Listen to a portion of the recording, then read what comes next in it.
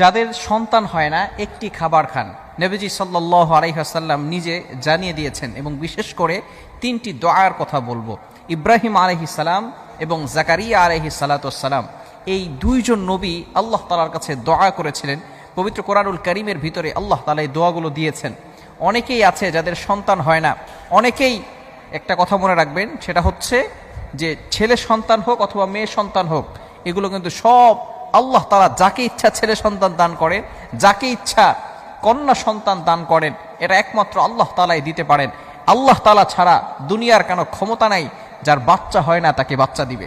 এজন্য অবশ্যই এই কথাগুলো আমাদের স্মরণ রাখতে হবে। কিন্তু আমাদের সমস্যা হচ্ছে, আমাদের সোসাইটির ভিতরে যারাই আছে তারা যদি কারো সন্তান না হয় তাহলে তারা মাজারে যায়, বাবার কাছে গিয়ে চায়। খবরদার, কারো কাছে চাওয়া যাবে না, আল্লাহ তাআলার কাছে চাইতে হবে।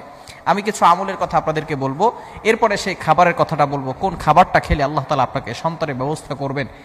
এক নম্বর হচ্ছে, ইব্রাহিম আলাইহিস সালামের কোনো সন্তান হয়েছিল না। 86 বছর বয়সে আল্লাহ তাআলা তাকে একটা সন্তান দিয়েছিলেন। আল্লাহ তাআলার কাছে ইব্রাহিম আলাইহিস সালাম দোয়া করেছিলেন।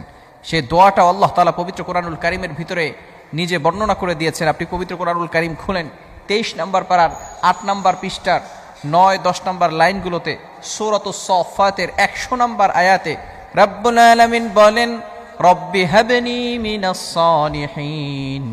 ইব্রাহিম আলাইহিস সালাতু ওয়াস সালাম আল্লাহ তাআলার কাছে দোয়া করেছেন, রব্বি হাবলি মিনাস সালিহিন, আয় আল্লাহ, আয় আমার রব, আমাকে একজন নেককার সন্তান দান করো। Give me a good child, আমাকে একজন নেককার সন্তান দান করো। আল্লাহ তাআলা সাথে সাথে ইব্রাহিম আলাইহিস সালাতু ওয়াস সালামের দোয়াগুলো অ্যাকসেপ্ট করেছেন, কবুল করে তাকে সুসংবাদ দিয়েছেন। ফাবাশশারনাহু বিগুলামিন হালিম, গুড নিউজ দিয়েছেন, সহনশীল ছেলের আল্লাহ তাআলা সুসংবাদ দিয়েছেন। বোঝা গেল, যদি কারো সন্তান না হয়, সে যদি আল্লাহ তাআলার কাছে সঠিকভাবে দোয়া করতে পারে, চাইতে পারে, আল্লাহ তাআলা অবশ্যই দান করবেন। জাকারিয়া আলাইহিস সালাতু ওয়াস সালাম এভাবে দুইটি দোয়া করেছেন। এই দোয়াগুলো আল্লাহ তাআলা পবিত্র কোরআনুল কারীমের ভিতরে নিজে বর্ণনা করে দিয়েছেন। একটি দোয়া হচ্ছে 3 নম্বর পারা 14 নম্বর পৃষ্ঠার 1-2 নম্বর লাইন। এটা সূরা আলে ইমরানের 38 নম্বর আয়াতের ভিতরে আল্লাহ তাআলা নিজে বর্ণনা করে দিয়েছেন, রব্বি লা তাযারনি রব্বি হাবলি মিন লাদুনকা যুররিয়াতান তাইয়্যিবা ইন্নাকা সামিউদ দুআ। এই দোয়াটা আমরা অনেকেই জানি না? রব্বি হাবলি মিন লাদুনকা যুররিয়াতান তাইয়্যিবা ইন্নাকা সামিউদ দুআ। এই দোয়াটা আমরা অবশ্যই পড়ার চেষ্টা করব।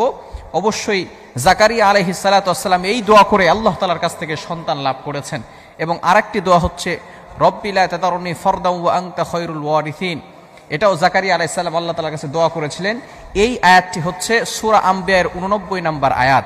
এই 3টি আয়াতের আমল আমরা করব, 3টি দোয়া আল্লাহ তাআলার কাছে করব। এবং বিশেষ করে যে সমস্ত মায়েদের সন্তান হচ্ছে না, তারা অবশ্যই কালো জিরা খাওয়ার ট্রাই করব। আমার নবী সাল্লাল্লাহু আলাইহি ওয়াসাল্লাম জানিয়ে দিয়েছেন, কালো জিরা হচ্ছে এমন একটা ওষুধ, সমস্ত রোগের শেফাই কালো জিরার ভিতরে আল্লাহ তাআলা দিয়ে দিয়েছেন।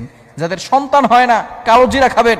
কালো জিরার ভিতরে আল্লাহ তাআলা শেফা দিয়েছেন, মধুর ভিতরে আল্লাহ তাআলা শেফা দিয়েছেন। এই কালো জিরা খাবারটা খাবেন, দেখবেন আল্লাহ তাআলা